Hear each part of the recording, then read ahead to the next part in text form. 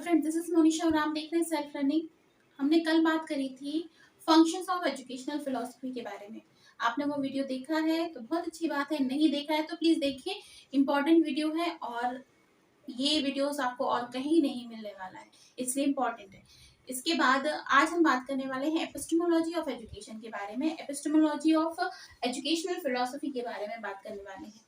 तो अब देखिए, इसका एक सेपरेट वीडियो भी मैंने बनाया है जिसमें हमने बात करी थी एपिस्टेमोलॉजी, एक्सियोलॉजी और मेटाफिजिक्स के बारे में। वो वीडियो भी बहुत इंपॉर्टेंट है, बहुत डिटेल में मैंने आपको समझाया है। लेकिन आज हमारा टॉपिक है एपिस्टेमोलॉजी ऑफ एजुकेशन, तो आज हम केवल एपिस्टेमोलॉजी की बात करेंगे। अगर आपको वो वीडियो देखना है तो यहाँ पर आपको आई बटन में वो लिंक मिल रही है, आप वहां जाकर देख सकते हैं। आपके लिए अच्छा होगा क्योंकि आपको ये तीनों चीजें भी समझनी है। ठीक है, आज का हमारा जो टॉपिक है वो है एपिस्टेमोलॉजी ऑफ एजुकेशन।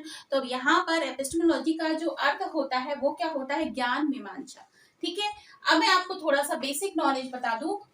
फिलॉसफी को जो समझने की बात हम करते हैं, तो फिलॉसफी को समझने की बात हम करेंगे उसके तीन विभिन्न अंगों के बारे में समझकर।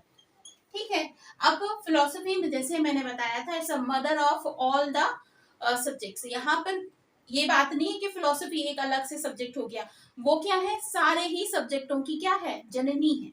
अब यहाँ पर जब हम मेटाफिजिक्स की बात करते हैं तो हम तत्वों की बात करते हैं, मतलब मटेरियल की बात करते हैं। कोई भी अगर किसी भी विषय के बारे में बात की जा रही है, एक्स वाई जेड कोई भी विषय हो सकता है, वो किस एलिमेंट से मिलकर बना है, उसका जो मुख्य तत्व है, उसका जो मुख्य मैटर है वो क्या है, उसमें जब बात की जाती है तो उसके बारे में हम तत्व मीमांसा यानी कि मेटाफिजिक्स कहते हैं। जब हम उसके मूल्यों को यानी कि उसकी वैल्यूज के बारे में बात करते हैं, तब वहां पर बात होती है मूल्य मीमांसा की, कि वो जो भी जिस भी टॉपिक की हम बात कर रहे हैं वो किस से बना है, उसका जो मूल्य है, उसके पीछे जो विचार है वो क्या है ना, उसका जो एसेंस है वो क्या है। जब हम बात करेंगे मूल्यों की तब हम बात करेंगे एक्सियोलॉजी की। अब जब हम उसमें जो नॉलेज छुपा हुआ है उस पर्टिकुलर सब्जेक्ट में, उस नॉलेज के बारे में जानने की कोशिश करते हैं, तो हम किस में बात करते हैं? एपिस्टेमोलॉजी के बारे में बात करते हैं। तो ये नहीं है, ये क्या है? ये ब्रांचेस ऑफ फिलोसफीज हैं। यहाँ पर जो फिलोसफी की ब्रांचेस हैं उसके बारे में ये कहा जाता है कि वो मेटाफिजिक्स है, एक्सियोलॉजी है और एपिस्टेमोलॉजी है। अब आपको एक बात और समझने की जरूरत है कि मेटाफिजिक्स हर एक फिलोसफी की जितने भी आप अलग अलग एस्पेक्ट देखेंगे ना, सबका मेटाफिजिक्स होता है। सांख्य दर्शन का मेटाफिजिक्स होगा, आइडियोलॉजी आइडियलिज्म का, नेशनलिज्म का, प्रैग्मेटिज्म का, सबका मेटाफिजिक्स होगा, क्योंकि उसके पीछे के मैटर को हम समझेंगे। तो किसके अंतर्गत समझेंगे? मेटाफिजिक्स के अंतर्गत समझेंगे। इसी तरीके से सारी ही branches, western philosophy, Indian philosophy, सबका क्या होगा? एक्सियोलॉजी भी होगा, क्योंकि हर एक फिलोसफी के बीच पीछे जो वैल्यू काम कर रही है, जो मैटर जो उसके पीछे एसेंस काम कर रहा है, हम उसके बारे में भी समझेंगे। नेक्स्ट हम जो बात करेंगे एपिस्टेमोलॉजी की, तो यहाँ पर एपिस्टेमोलॉजी के बारे में भी हम समझेंगे, मतलब हर एक तरीके की जो फिलोसफी है उसके पीछे कौन सा ज्ञान काम कर रहा है, हम उसके बारे में भी बात करेंगे। तो वो हो जाएगा एपिस्टेमोलॉजी। क्लियर है? बात समझ में आई आपको? तो ऐसा नहीं है कि ये एक बार पढ़ लिया आपने समझ लिया, ये एक तरीके का कहना चाहिए क्या, एक लेवल है, एक लेवल है जो हमें अगर किसी भी तरह की फिलोसफी के टाइप पढ़ने हैं तो उसका हमें हर एक लेवल पढ़ना पड़ेगा। उसकी मेटाफिजिक्स भी पढ़नी पड़ेगी, उसकी एक्सियोलॉजी भी पढ़नी पड़ेगी, उसकी एपिस्टेमोलॉजी भी पढ़नी पड़ेगी। आज मैं स्पेसिफिकली आपको बता रही हूँ क्योंकि जो यूपीएचएससी बीएड है उसमें एक फर्स्ट यूनिट में टॉपिक है, चौथा टॉपिक है कि फर्स्ट यूनिट के अंतर्गत एपिस्टेमोलॉजी ऑफ एजुकेशन। ठीक है, कल उसी सिलेबस के फंक्शन ऑफ फिलोसफी के बारे में हमने पढ़ा था, आज हम पढ़ रहे हैं एपिस्टेमोलॉजी ऑफ एजुकेशन के बारे में। ठीक है, तो एपिस्टेमोलॉजी को समझें तो किसी भी विषय की ज्ञान के बारे में हम बात करते हैं इस शाखा के अंतर्गत, इस विषय स्पेसिफिक जो शाखा है, ब्रांच है, उसके अंतर्गत हम बात करते हैं उससे जुड़े हुए नॉलेज के बारे में। अब चलो ये देख लेते हैं कि एपिस्टेमोलॉजी जो शब्द है वो बना कैसे है। तो ये जो शब्द है वो ग्रीक भाषा के एपिस्टेम वर्ड से बना है, एपिस्टेम। ठीक है, जिसका अर्थ होता है नॉलेज यानी ज्ञान, जिसका अर्थ होता है कंसर्न विथ नॉलेज, मतलब ज्ञान के लिए समर्पित। ठीक है। तो एपिस्टेमोलॉजी का अर्थ क्या हो जाएगा, कंसर्न विथ नॉलेज, मतलब पूरी तरीके से ज्ञान के लिए जो समर्पित हो वो कहलाती है एपिस्टेमोलॉजी। इसमें हम बात किसकी करते हैं, study of nature, origin and scope of knowledge.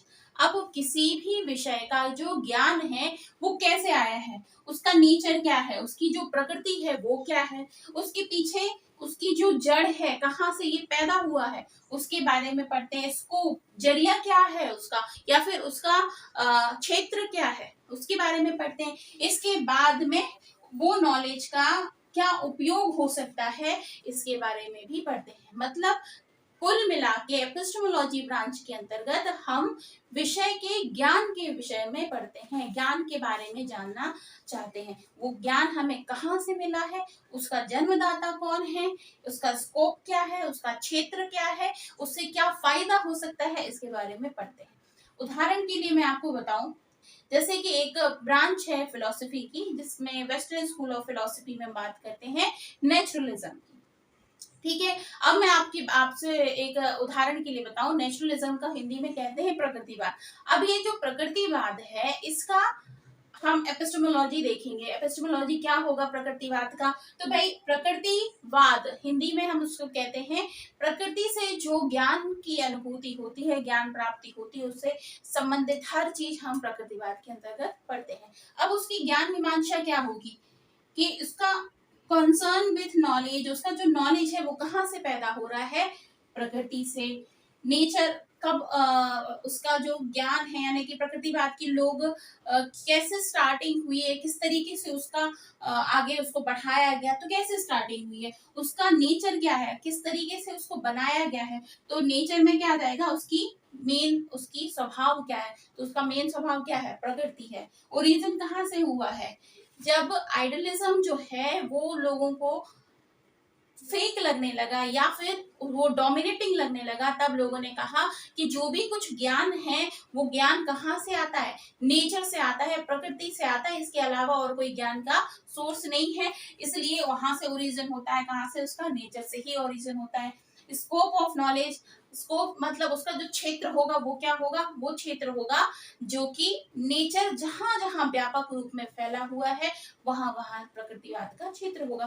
तो बात आपको समझ में आ रही है, जब हम किसी विषय के ज्ञान के बारे में चर्चा करते हैं तो किस ब्रांच के अंतर्गत चर्चा करते हैं, ज्ञान मीमांसा यानी कि एपिस्टेमोलॉजी के अंतर्गत चर्चा करते हैं।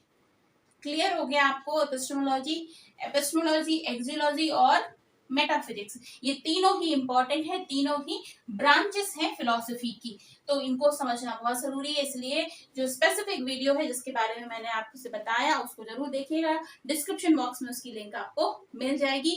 इसका पीडीएफ मैं शेयर कर दूंगी टेलीग्राम चैनल पर, तो उसको आप जाकर वहां से नोट कर लीजिएगा, उसका आप पीडीएफ है वो निकाल लीजिएगा, नोट्स बना लीजिएगा, ताकि आपकी जो स्टडी है वो बहुत अच्छे से हो सके। ठीक है, तो आज के वीडियो में इतना ही, कल मिलती हूँ नेक्स्ट वीडियो में जब हम बात करेंगे आपके जो बीएड का ही सिलेबस है उसके नेक्स्ट टॉपिक के बारे में।